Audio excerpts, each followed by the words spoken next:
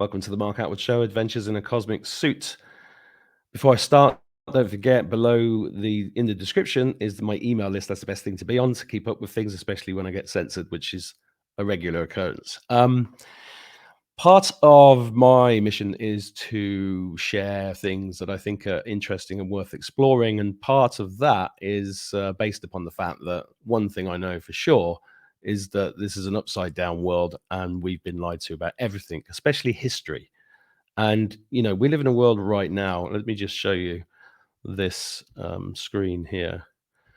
Recently, and I think this is all part of the Great Awakening, but if you look at this, Graham Hancock, who's had a recent show that's been a smash hit on Netflix called Ancient Apocalypse, described by The Guardian a couple of months ago as the most dangerous show on Netflix, because he believes that an ancient Ice Age civilization is responsible for founding humanity, and it goes against all of mainstream stuff that's taught in universities and schools and designed to keep us enslaved, in my opinion. But as part of my interest in this subject, I first spoke to Graham about 10 years ago. I had a correspondence with him, and his work is worth looking into. Although I think he only scratches the surface, in my opinion, because there's a lot more further to go, which is why it's so interesting that a series like that has been put on Netflix for a man that got taken off TED. Him and Rupert Sheldrake got taken off for pseudoscience, because Graham did a video at TED Whitechapel about 10 years ago, which was called The War on Consciousness. And he talked a lot about ayahuasca in that, which again goes back to ancient civilizations, in that case, Peru. Now, as some of you or most of you will know, I was born in England, but I've been living in Ireland for the last 5 years at least. I've been coming here for 30 years, and I have genetic roots here. And this has led me to take an interest, especially in the sacred sites. I've been to quite a lot of them. I've made a few videos about places like the Stone of Separation, and I've been over to Newgrange and all these. There's just incredible places around there. In fact, there's so many, it's hard to prioritize where to go to next, because it's packed with stone circles, with dolmens, which are also known as portal tombs, and incredible structures, including near me. There's a place that I'm drawn to very regularly called Carrowkeel, which they call tombs, and I don't think they're tombs at all. And I've spoken to lots of different people who have lots of different opinions about all of this. But the one that fascinates me the most is the link between Ireland and Atlantis. Now, Atlantis is one of the enduring mysteries of this time for those of us that are truth seekers, or who are awake, or have any kind of intellect, or are interested in any way and don't watch the TV. And Atlantis pops up its head a lot, mainly because Plato made Atlantis quite famous, and there's a kind of received opinion that Atlantis was an island in the Atlantic that was sunk. But what if Ireland was Atlantis? I thought that was a very interesting question, and this led me to find a book called Ireland, Land of the Pharaohs, which then led me to find this book, which is called Atlantis Ireland, written by Anthony Woods, which I've been leafing through with great interest, and it's an extremely interesting book. So I decided to ask Anthony if he'd join me, and he agreed. So please welcome Anthony Woods. Hello, Anthony. Hi, Mark. How are you, my friend? Oh, well, I'm very pleased to meet you. It's always good to meet somebody that goes to the effort of making something like this, because I know what goes into these, because I've been publishing books for years. It's a lot of work, and you've put it, and it's extremely well written and extremely well researched. And I thought it'd be just lovely to hear your thoughts and how you came to writing this book. And because what I love in this, I'm just going to tell you up front, what I love is you just say, don't take my word for it, do your own research. This stuff will not be taken seriously by most people, maybe not even in my lifetime, but the truth is the truth, and you can't, the genie's out of the bottle. So how did you first get into this idea, and what drove you to produce a book and create this? Yeah, great question. So I wear many hats. I'm an entrepreneur, I'm an inventor, but I'm also a polymath. And a polymath is one who studies hundreds, perhaps thousands of different subjects. I've studied history, science, astronomy, mathematics, business, music, you name it, I've studied it. And one of the areas I was quite interested in is human history, particularly ancient history. When I was at school, I remember being told that nobody lived in Australia until 300 years ago. Today, it has been pushed back to 65,000 years. That's a pretty large margin for error. And if you study human history, the age of humanity keeps getting pushed back further and further and further. Inevitably, when you study ancient history, you inevitably come across old legends, like the legend of Atlantis, the legend of Lemuria, various different legends. And my thinking on mythology is these stories pass the test of time. These stories have been passed on for thousands and thousands of years, which indicates there has to be a grain of truth in them. They're not designed to be taken literally. They're designed to pass on a grain of truth. Because you must remember, the people that first told these stories didn't have internet, didn't have books, didn't have any way to communicate what they perceived as sacred knowledge to future generations. And I've studied the work of Plato, Aristotle, most of the Greek philosophers, and I've never been satisfied with the academic explanation for Atlantis that Plato just made it up as an allegory, as some sort of fable. Plato was, without question, one of the sharpest, wisest people who have ever walked the earth. There is no question about that. He has had an astonishing influence on Western philosophy. His work is referred to still to this day. And if you read his story of Atlantis, he says on many occasions, this is a story that was passed to me and I've been assured it's true, or there's at least a grain of truth in it. So I decided to explore it, and I made a list of every conceivable alternative explanation. Was, for example, Atlantis complete fabrication? Does it only exist in the mind? Was there an island somewhere in the Atlantic that has sunk to the bottom of the ocean? Was it in Ireland? Was it in Iceland, Britain, France, the Azores Islands, America, Antarctica? I looked at the entire globe and pieced puzzles together and ultimately came to the conclusion that the legend is loosely based on Ireland. I put a lot of work into researching this book, and I wrote it, Mark, as a gift to others. And as you said quite early in the book, I say, don't believe a word I say. It could be complete, absolute gibberish, but assess the evidence and make up your own mind. And I wrote that book a couple of years ago, and every so often a new piece of information comes out. In fact, this week, you'll notice early in my book, I say that man has been sailing the oceans, the seas, for tens, if not hundreds of thousands of years.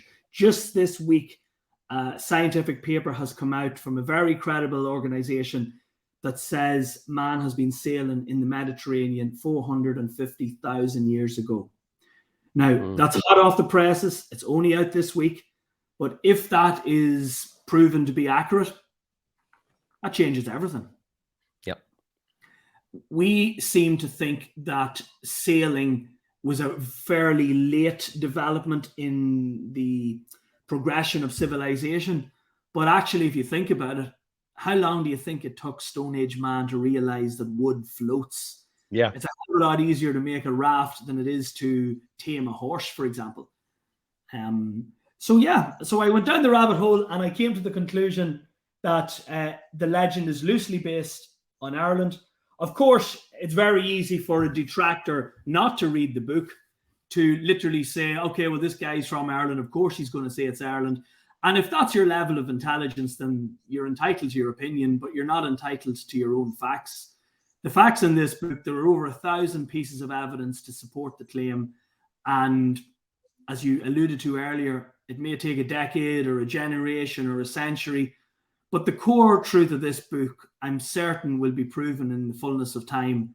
And that is that the legend of Atlantis is loosely based on a Stone Age culture in Ireland, which, for your viewers, is the only island in the Atlantic that fits the bill even remotely close. So it's quite an obvious place to start. Yeah, well, that's when it hit me, because it's like, well, okay, so everybody says this island sank, and I'm like, how do islands sink, firstly? And I was just looking through some of the evidence, and I'll ask you to point some out, but I like the one where Plato said it was 2,000 by 3,000 stadia, and you prove that Ireland's is almost exactly this, within 1% of that. What for the viewer? What would you say were the top 5 or 10 pieces of evidence that make them, or something they should go and look at? Yeah, well, number one, the legend of Atlantis from Plato is very clear. Atlantis is a Greek word; it means Atlantic. But why stop with Plato, which is what most researchers do? Why not go to the source? The source is Egypt. And in the Attwood building texts, it's blatantly clear that the founders of the Egyptian civilization came from what the Egyptians described as the Western Ocean, which is the Atlantic. They came from a sacred island in the Western Atlantic Ocean. And when they arrived at Egypt, they didn't build pyramids. They built mounds. This is completely overlooked by Atlantis enthusiasts who are constantly looking for pyramids left, right, and center. Pyramids are nothing more than an evolution of what came before.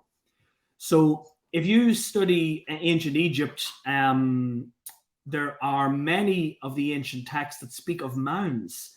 Even the very founding creation myth in the Egyptian writings speaks about a primeval mound. So the first peoples, the first civilization, if you will, when early man first started to climb out of the slime of ignorance, were the mound builders. And we find mounds, of course, all across Ireland. We find them on the west coast of Britain, but not the east, which indicates they came from the west. We find them all along the west coast of Europe. We find them in North Africa, in, for example, Morocco, Libya. We find them in Egypt. Very obviously, those people were a seafaring civilization. And the conventional, I have been watching this now for about 15 years, and the origin of the megalithic culture has moved progressively closer to Ireland. Now the leading academics in the world, not all of them, but most of them theorized that northwestern France was the source of the megalithic culture. Of course, they completely ignore that there are megaliths in Ireland thousands of years older. No explanation for that. Presumably, these megalith builders must have invented a time machine. There's no explanation there. And what I can say with absolute certainty is that Stone Age man had boats. Of that, I'm absolutely certain. And the evidence is now there. So once we broaden our narrow horizons and realize that our ancient ancestors were fit to sail the oceans, then the possibilities are quite extraordinary as to what those people were capable of. So in terms of your question, what are the main pieces of evidence? Well, number one, Ireland is an island in the Atlantic. Let's start with the most basic fundamental thing. Number two, the megalithic constructions in Ireland are incredibly advanced. You reference Newgrange. So precise was that construction that at the winter solstice, at the annual death and resurrection of the sun's golden rays shine into Newgrange on the morning of the winter solstice. The mound was symbolic of the womb, and the light was symbolic of a seed. And essentially, Father Sky or Father Heaven was fertilizing Mother Earth. That was the primitive thinking of the Stone Age people, which is also found in North America, interestingly. Where's the? I'm interested in that because the question I wanted to ask is where's the evidence that was their thinking? Firstly, secondly, it's interesting this connection between the mounds and the pyramids, because just rewinding a little bit, I've always thought it obvious that man traveled around the world. How could you have these pyramids all over? I mean, there's thousands and thousands of pyramids across every continent and country on the planet. How's that possible? Just none of that. I remember as a kid, this didn't make any sense. Yes. So that does make sense to me, especially about the seafaring bit. But I mentioned also Carrickeel because there's some megalithic. They call them megalithic tombs, right? And I have seen lots of evidence that the governments of the world, especially the one here, or including the one here, do go around and rewrite history on the spot. they'll put signs up saying, this is a megalithic tomb, and they'll go, oh, it's a megalithic tomb, without questioning, oh, what if it's not that?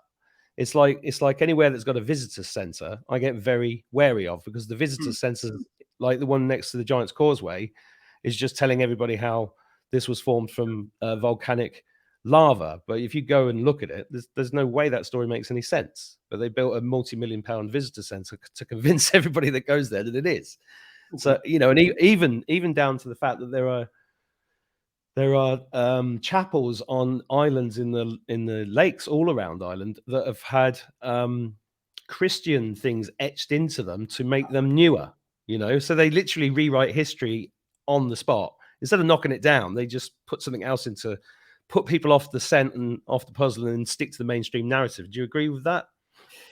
Yeah, I think most of it is based in ignorance rather than an intentional deception. I'm not saying deception doesn't exist, but my experience has been most scientific breakthroughs happen one funeral at a time. As the older dinosaurs die off, new blood comes through and new thinking comes in. And the modern academic system, while it has done some marvels for the world, is far from perfect. And perhaps the biggest problem with it is it creates specialists who know more and more about less and less, until all they can see is this tiny little field of vision, and they protect their territory like a Rottweiler. And if you dare cross into their territory, of course, the usual is, well, I've got a diploma in, or I've got a degree or a PhD in such and such a thing, and you don't, as if that ends all arguments. So what?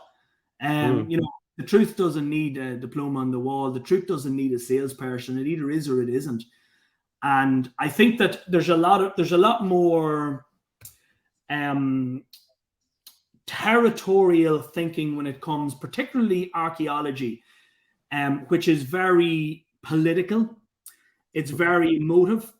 Now, if we take, for your viewers, let me draw an analogy. Boris Johnson is a lot of things, but a reliable historian he is not. Mm-hmm. It's people like Boris Johnson that wrote Ireland's history. Mm-hmm. People with an agenda. And similarly, Ireland's history was written by the former British Empire and the Church of Rome, the Vatican. So neither of which you could class as an impartial, balanced writer. It would be no different than Putin writing the history of Ukraine. It's obviously going to be biased. And really what the Atlantis Ireland book is all about is just saying, okay, I'm saying that Ireland's history is a lot more spectacular than people realize, as is the ancient history of the whole world, not just Ireland, the entire planet. And why don't we look at the evidence with a fresh pair of eyes without the historical biases? One of the analogies I draw in the building is as a thought experiment. Imagine advanced aliens arrived on Earth with absolutely no bias, don't know anything about our so-called history, and they were asked to do a recce to establish the origins of human civilization. Inevitably, they're going to be drawn to the pyramids, and they're going to say, whoever built this was the most advanced people on Earth at the time, but they weren't the first. This is a progression of earlier knowledge.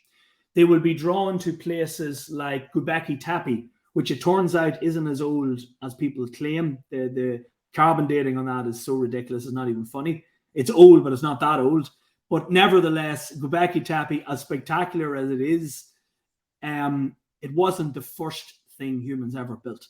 It's again built on previous technology, previous knowledge. Inevitably, an advanced alien civilization looking at Earth would be drawn to Stonehenge and would say, well, this wasn't the first thing ever built, but whoever built it was the most advanced people on Earth at the time. And as they moved westwards to the Preseli Hills in Wales, which are completely covered in ancient megaliths, just like Ireland, have ogham writing, just like the ancient writing of the Druids. They would make their way through Ireland, and they would come to Newgrange, the Boyne Valley, and they would say, whoever built this were the most advanced people on earth at the time, but they weren't the first. Because the further west you go to Ireland, across the country, to the places you've mentioned earlier, places like Rathcrogan, and on down into Clare and Kerry and the Burren, you find even more primitive Stone Age stuff. So as you move from west to east, the progression is very obvious. When you get to the Atlantic coast of Ireland, you realize that for about 100 miles out, that was all above sea level during the Ice Age. So people looking for a sunken island don't need to look that far. Over a huge amount of Ireland, thousands of acres, perhaps hundreds of thousands of acres, no one knows for sure, of what was once Ireland now lies beneath the waves, all the way out apparently to the Porcupine Bank. So that's a huge landmass that's sunk. And as if further proof were needed, in the shoreline around Ireland, submerged under the sea, are several megaliths. So what do these guys do? Build them underwater? No. They built them above water, and as the sea level rose, they were submerged. Now, that makes a bit of sense. There's a bit of logic to that. We can see the progression. And interestingly, after I wrote the Atlantis Ireland book, I learned that megaliths have been found on the Azores Islands in the middle of the Atlantic that are identical to Irish wedge tombs. There's no argument about it. Now, you could argue that the builders' civilization migrated from the Azores to Ireland, or you could argue they migrated from Ireland to the Azores, or from a third place, perhaps Spain, France, Africa, to both. But what you cannot argue is these people had boats capable of sailing the Atlantic. That argument is dead. We're just waiting for the modern academics to catch up with it. Yeah, well, I agree with that 100%. And when you said about the aliens coming in, the first thing that popped into my head was, and this is something that gets me laughed at in pubs, and that is that the Tuatha Dé Danann came in on ships to Iron Mountain in Drumshanbo. Mm-hmm. And whenever I say they come in on ships, that's when everybody laughs at me. But there's so much to all of that as well, which is not a subject for today. But I want to go back to this thing about, you said the history is written one funeral at a time, but it also says on the back here, Ireland's history was written by our enemies. It's time to set the record straight. So for me, I'm fascinated about, I mean, I don't think there's any disagreement about the fact that history is not what we're told it is in mainstream, in schools and universities. I think you and I both completely agree on that, and most people watching this would agree on that. Where I'm in, and by the way, everybody watching this, go and get this, because it is a great read and it's compelling evidence, and it does paint a really powerful picture. I'm always interested in the why. Now, there's a kind of a contradiction there between, academics protecting their stuff, or are they protecting it for another reason? Because if you look at Irish history, which I know you've done more than most people, it seems to be the most pommeled country in the world for many, many generations. And what if that was related to maybe this? Because you talk about it yourself in the book about the people from the Western land being like magical people. And I thought that was a really interesting choice of words. And there's also the genetics of the red hair. I've got a red-haired daughter with blue eyes and white skin. I was in Morocco a few weeks ago pointing at a red-haired Moroccan, and people were going, why is there a red-haired Moroccan here? And I went, well, that's probably to do with Ireland and the Berbers. There's a link between the Berbers and the Atlas Mountains and the Irish and the Egyptians. And it all makes sense. That why wouldn't you? If you've got a boat, you'd go all the way along there and you'd dig into those countries because it's full of wealth and riches and interest. And it's just, what if the Irish or the original people here were so magical and powerful that had to be hidden from people so that they could be more subjugated? Because if people understand their true nature, their true history, and their true power, then they're very hard to subjugate. Yeah, well, ultimately, you ask the word why, or you ask the question why, and why is very obvious. Power. It's always been, always is. Power, yeah. Now, you also mentioned the word magic or magical. What is magic? Magic is science we don't understand. if you went back 100 years in time with video call technology like we're using now, that's magic to the people who would see it. Or if we went back 1,000 years in time and we were speaking on a mobile phone, to most people that would be magic, to others it would be witchcraft. So if you look at the history of Europe, which is largely the history of the world, because Europe has had a disproportionate impact on humanity than any other continent on Earth, certainly for the last 1,000 years. I don't think you could argue with that. History is always written with an agenda. Yeah. Now, I mentioned in the book, don't believe a word I say. Like any idiot can believe. It doesn't take much knowledge to believe. Just consider the points. But another thing I mentioned is all facts are biased. There is no thing as an unbiased fact. Somebody had to collect it. Somebody had to use it. And facts are not truths. They're just facts. But one of the great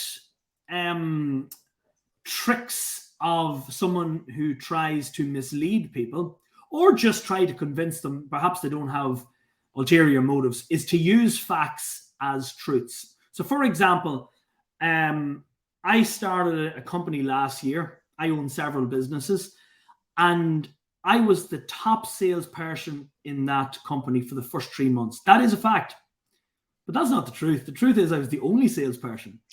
Yeah. So we have to be wise enough to spot the difference between a fact and a truth.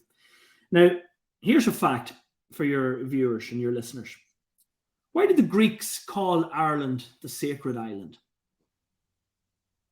Erne, which is what the Greeks called Ireland, if you read the writings of Aristotle, Erne, I-E-R-N-E, means the sacred island.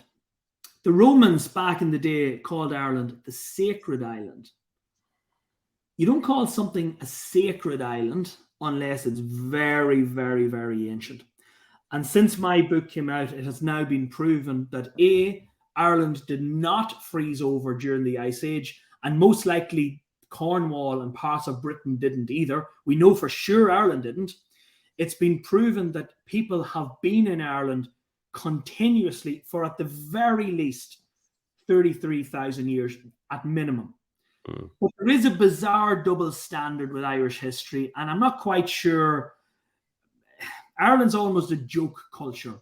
Like if I wrote a book said Atlantis was the Canary Islands, or Atlantis was Britain, or Atlantis was Spain, or South Africa, or America, or Iceland, it would be taken a lot more seriously. The Irish are seen as a bit of a joke culture. But at the end of the day, the evidence is extremely compelling. I would love to debate the evidence with a detractor, because people won't debate this work. They'll just do the usual, ignore it. And that's fine. Look, it's not for them. It's not for them. But look, at the evidence is very, very compelling. The Greeks call Ireland the sacred island. This is the time of Plato, the time of Aristotle. Why is it called the sacred island? Because it was very, very ancient, and they knew that. Sacred for me also implies spirituality. Absolutely, and that's the next God, and the name. How do you say that in Greek? Urian. Erne, E-R-N-E, Erne. Yeah, because I was told recently that the name Era came from the goddess Eru, which that's another version of it. Maybe. But it all connects with the sacredness and the ancientness and everything else to me. And why would they call it sacred? For me, they would see it. And this relates back to the thing that you said about the magical people, because what was it about those? What did those people possess? If it was technology, what was it they possessed that the other people thought was magical? Was it the boats? Was it the weapons? Was it the red hair? What that's where it interests me, getting and digging into those things. Yeah, well, although it's semantic, because what you presented is evidence that this absolutely ticks a lot of boxes for this story, and a lot of that in mainstream has to be rewritten. I fully understand where you're coming from with that.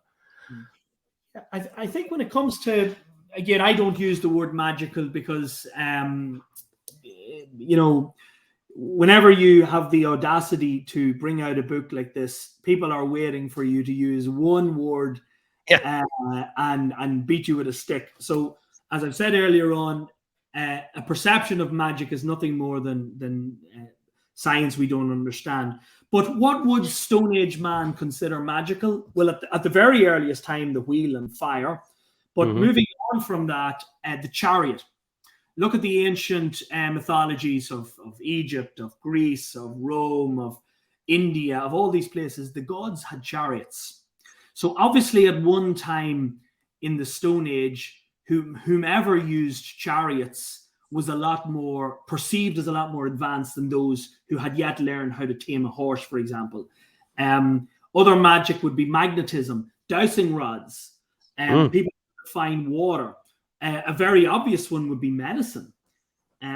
People able to use herbs and, various different things to cure illness. To this day in Ireland, there's a thing called cures. And a cure is where...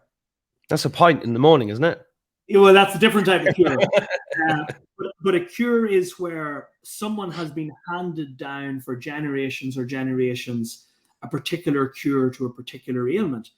Now, there is no science to back this up, but yet you speak to most, particularly rural Irish people, they would vouch for the effectiveness of a lot of cures. I happen to have a family member who had a cataract in their eye. They went to someone to get a cure, and while it didn't completely clear it, it did alleviate it a lot. But there's no science to explain that, and yet there's something happening there. So I think there's a lot of ancient knowledge that at one time people were closer to the earth, they were closer to nature. For instance, they would have known, for example, the sap of a tree is highly antibacterial. If you get a cut and you put some sap, and there's another stuff, a resin that comes out of trees, it is an amazing natural healer. Now, how many people today know that? Very few. But there would have been a time where that sort of knowledge was commonplace, and certainly was common with the like of the Druids and the bards, people who were educated. And if you had knowledge of healing, that was considered magical. And that sap, of course, is full of glucose, which expanded the brains, which you talk about in the book. And the resin obviously makes the boats waterproof and bulletproof in a lot of ways. And these things allow you to advance a lot faster. And I love those assets. It sounds like there's another book in you, The Cures of Ireland. That'd be good. I leave that project awaits its scholar, but it ain't me. I have enough other projects I'm working on. But the cures is just a simple example. Dowsing rods is another. I use those. Yeah, and you put yourself back in time. Ireland has, that I'm aware of, 27 warm springs. Now they're not as hot as the springs of, say, Iceland, but they're warm. They'll be like the like Bath in England of warm springs. And there's something, I'm not even sure how many, what is known today as holy wells, but they're ancient. They're long before Christianity. But imagine the knowledge of being able to find water. Yeah, huge. This is, today we take this stuff for granted, but moving back a couple of thousand years, that would have been very advanced knowledge. And perhaps the most advanced knowledge of all was metalwork. Like if you look at the ages of man, the Stone Age, the Bronze Age, the Iron Age, and then we move into the Dark Ages and the Industrial Age, and now we're in the Information Age and the next age to come. The determining factor of each age is our technology. The technology of the Stone Age was largely stone-based tools, but also I have no doubt it was boats. Of that, I have no doubt. And it's proven now that Stone Age people domesticated animals and grew crops and did things like that. But then the next big advancements was with metal, with ultimately the development of iron. So metal work in general would have been absolutely considered magical. In fact, I challenge anyone to watch a YouTube video on somebody making, for example, a samurai sword, or somebody making molten metal with Stone Age technology, and not to consider that absolutely inspiring to us today, let alone several thousand years ago. So these people were a lot more intelligent and advanced than we have given them credit for. And nobody's challenged you on this. They've just ignored you. Well, all paradigm shifts start with being ignored, then attacked, and then eventually the truth is seen as self-evident. I'm very willing to say to anyone watching this, check out the work. I'm more than happy to debate it publicly or privately. What I think is quite pathetic is the way people attack the messenger over the message. We see it time and time again. Modern science portrays itself as a bastion of civilization, but in reality, it's got two sides, like all things, and career assassinations happen every day of the week.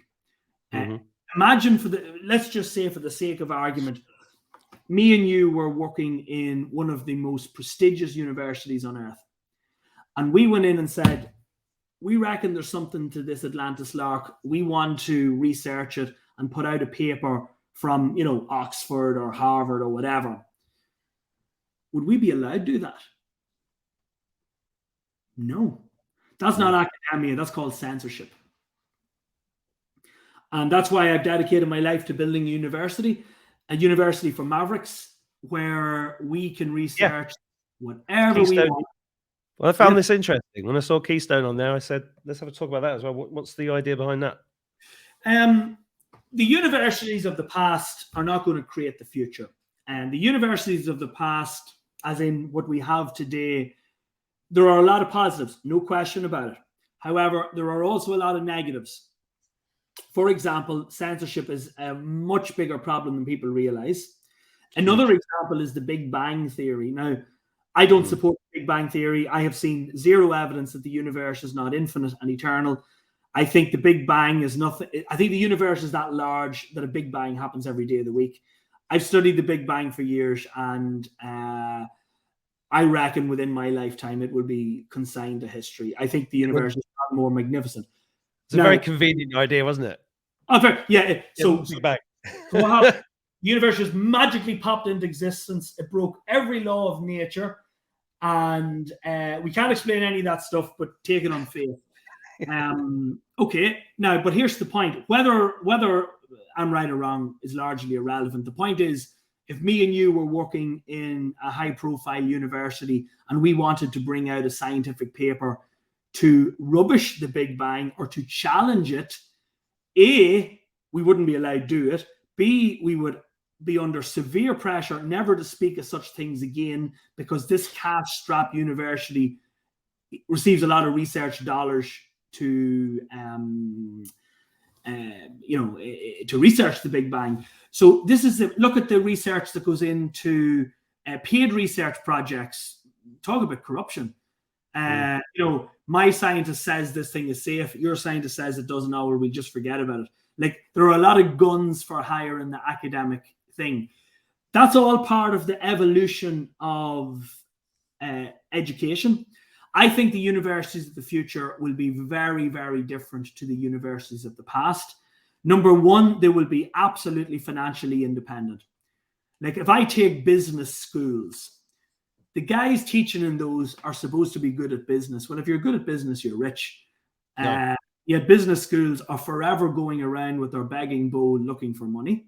I haven't. Can I interrupt? Because I've run businesses for 30 years, and all the worst people I ever employed had degrees in business studies or marketing, and I came up with the line that firstly, everything they do is completely outdated.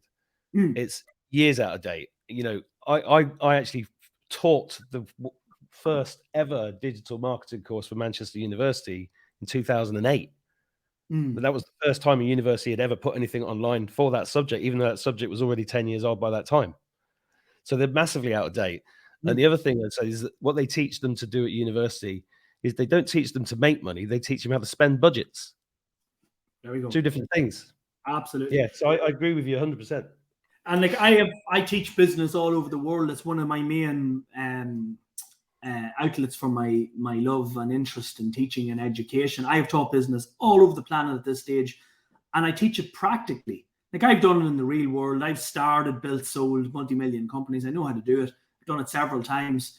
And I think one of the big challenges, and by the way, I'm not saying universities don't have a lot of really encouraging things going on. Of course they do. But nobody can say they don't need to evolve and get better.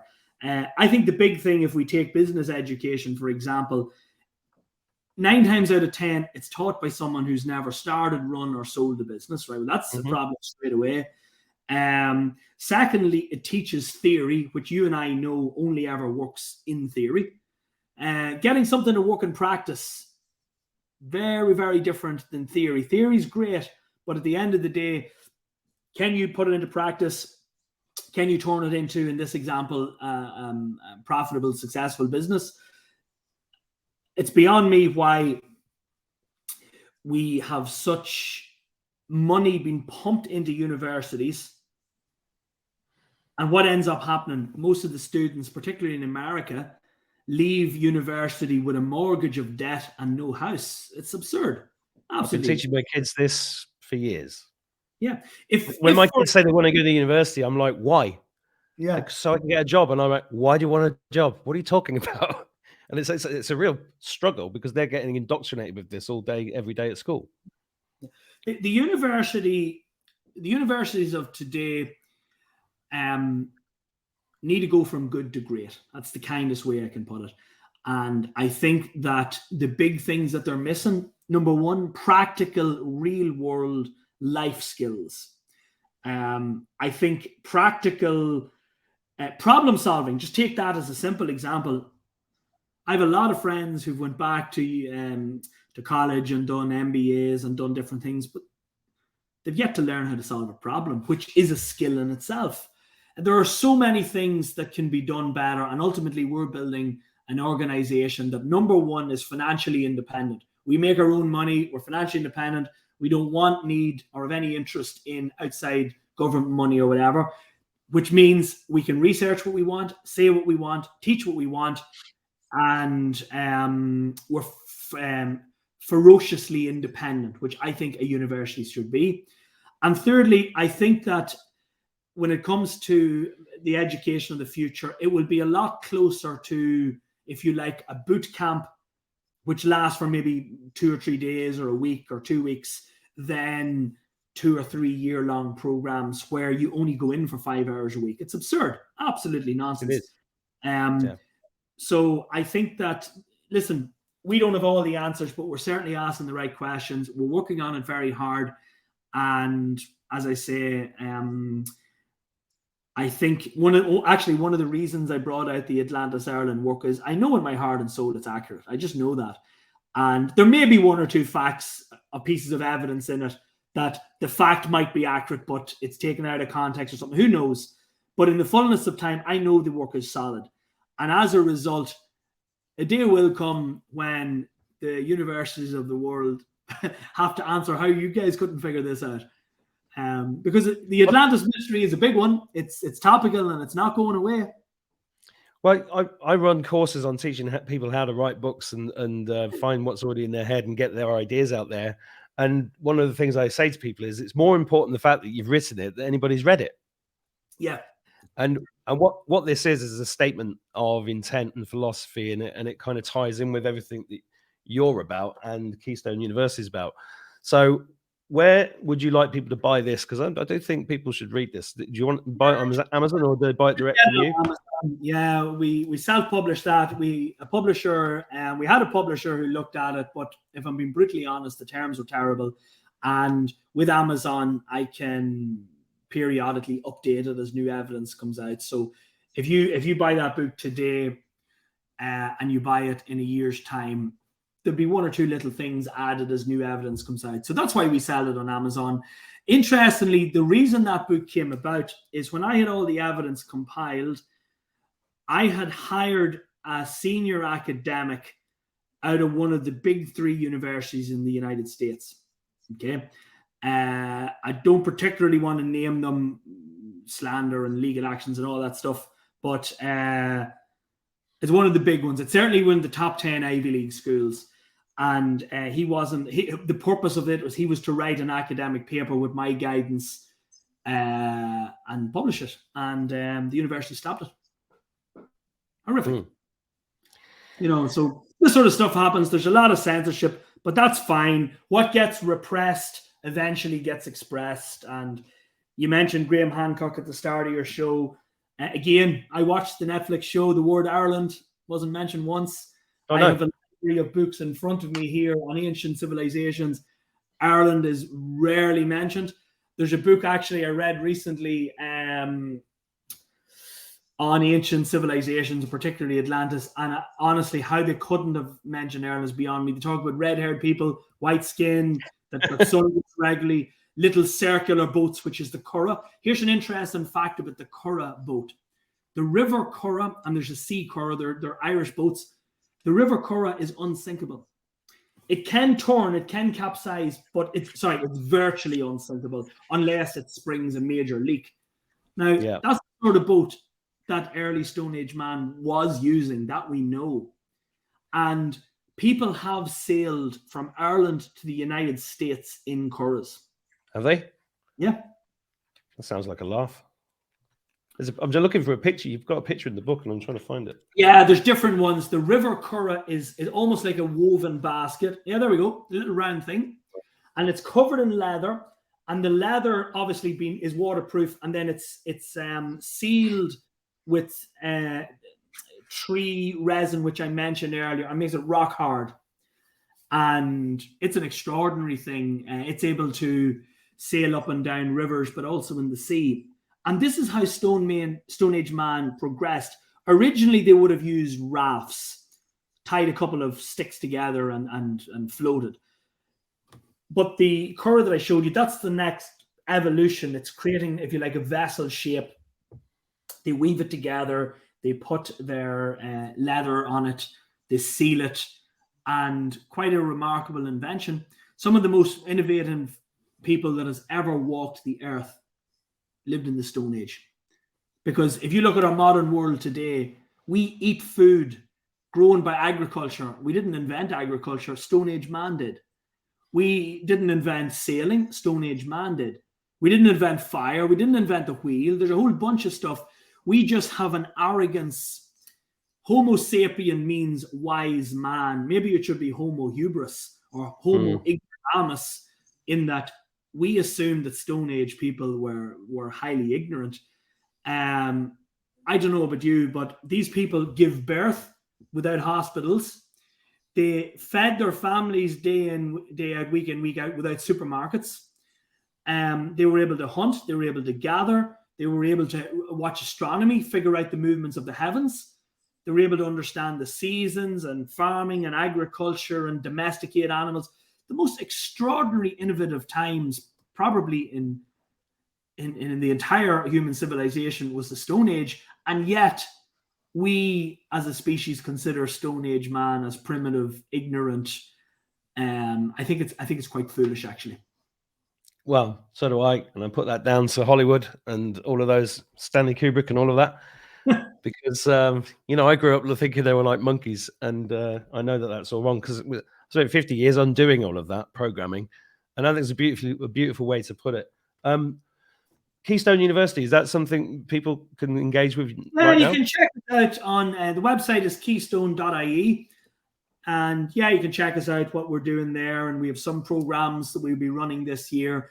We teach 3 main programs: Enterprise, Empower, and Enigma. Enterprise is a 5-day program where myself and 1 or 2 special guests basically teach, for want of a better phrase, a 5-day MBA. We teach everything you need to know about massive business success in a couple of days.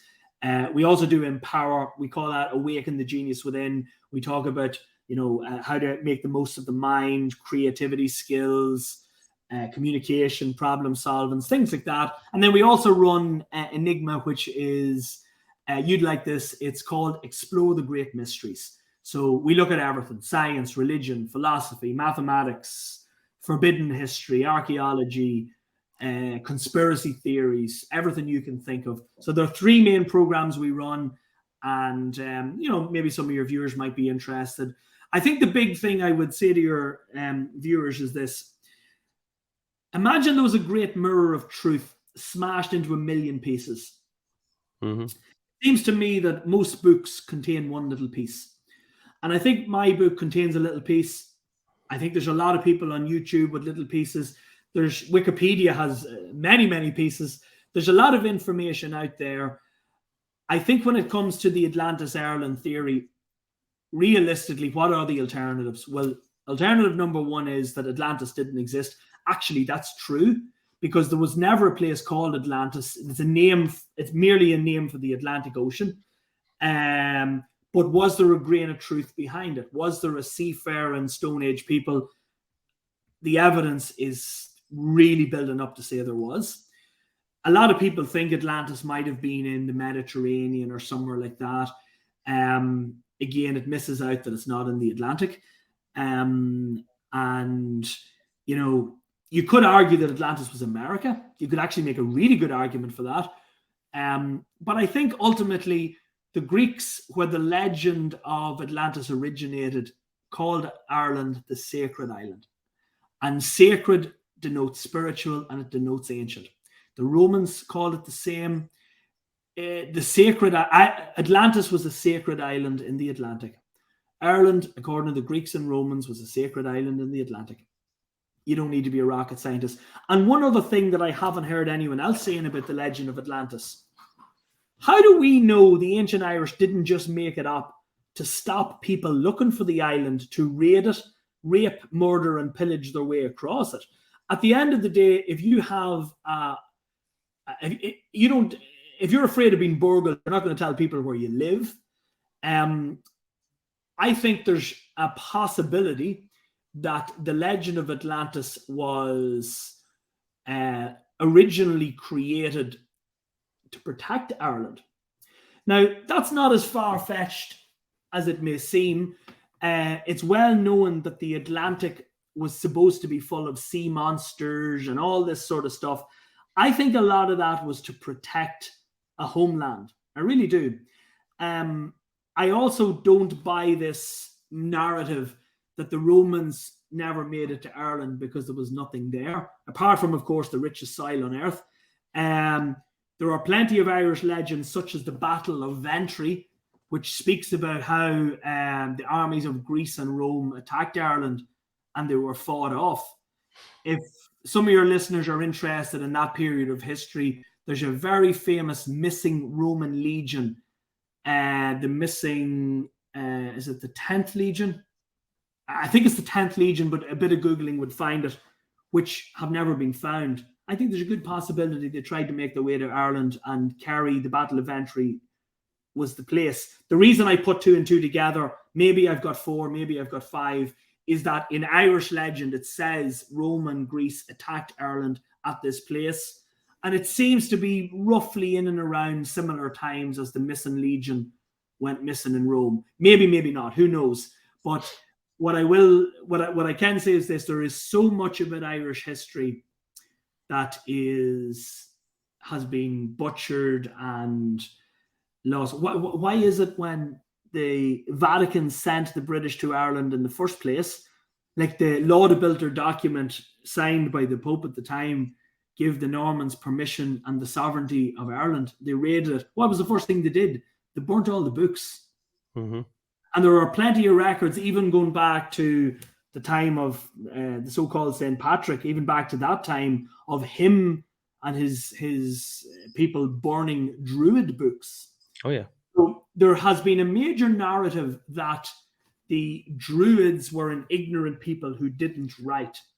Mm. The Owen writings, the writing of the Druid. I was reading this book one time on architecture, the Encyclopedia of Architecture, by a guy called Joseph Gwilt. Now, this is considered the Bible for architects. This is a very profound book for a professional architect. And I have an interest, as I mentioned earlier, I'm a polymath. I studied probably thousands of subjects at this stage. Architecture was one of them. And basically, first page of the book, for your readers there, The Origin of Architecture. Okay, I'm just going to read a line from this. It's only the third page in. At one time, the languages of the entire Western world were the same, and one system of letters, that of the Irish Druids, pervaded all the way from Ireland and Britain to Gaul, France, Italy, Greece, Syria, Arabia, Persia, and India. And he goes on to speak about the ancient Druidic culture being the first. Now, that's in a completely that's not a historical book in the sense that most people would look at, but the origin of architecture really is very closely correlated to the origin of man.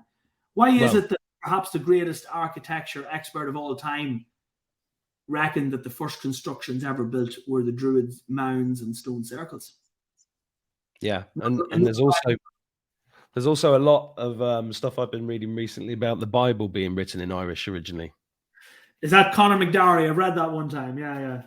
And there's lots of, that's the thing. There's so many of these things floating around, and everybody's entrenched in their viewpoints. And I'm fascinated by all these bits of architecture. The round towers, especially, really interest me. You mentioned carbon dating the horsehair in the book. Has anyone ever done that? We've asked. I think they think we're crazy. So for your viewers, the round towers, there is a significant minority of people who think the round towers were Druid towers. It's certainly not a majority opinion. It's certainly considered pseudoscience, which is a very convenient word to avoid you debating something. But it does seem that the round towers are Druid towers for astronomy. They were known as fire towers, and there are different theories, but I have went to see many round towers, and what I will say is the stonework in them is really quite superb versus the nearby churches that were built later. There are also many round towers not built anywhere near a church, like a Christian church. And you must remember that all religions rise and fall. The religions of today, they are very clearly, some of them are on the up, some of them are on the down. But new religions will emerge, and they'll have their time in the sun, and then they'll die off, and that's just part of the cycle. Religion has been in the world for as far back as we can trace, and it'll probably be in the world for as far forward as we can trace, because there is a need for it in societies. Some people use religion just purely to meet their friends every week. Some people use it for a bit of peace and quiet every week. They don't take it too seriously. Some people take it very seriously. People like me I've studied hundreds of different religions, and it's very obvious to me that at the heart of them all is astronomy, sun, moon, and stars. Very obvious. Christianity's so obviously a solar cult, it's not even funny, with elements of lunar worship in it. Other religions is very heavily dominated by the moon.